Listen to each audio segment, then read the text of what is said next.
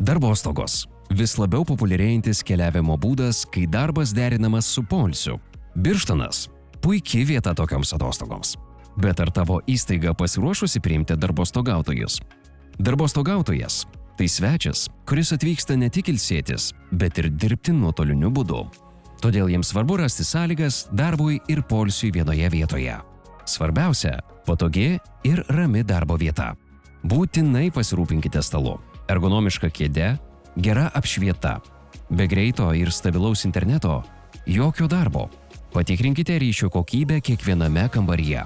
Darbostogautojas tikisi saugumo. Pakeisk Wi-Fi slaptažodį kartą per mėnesį. Privatumas – būtinas. Pasirūpinkite, kad darbui skirta erdvė būtų tyli ir saugi.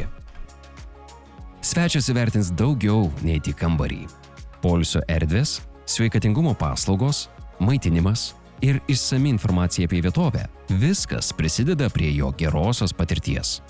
Dažniausios klaidos – blaškanti netvarka, stringantis interneto ryšys ar pašaliniai triukšmai. Pasirūpinkite, kad niekas netrukdytų poilsiui ir darbui. Būk pasiruošęs darbostogoms. Birštonas jau pasiruošęs darbostogoms. O ar pasiruošusi tavo įstaiga?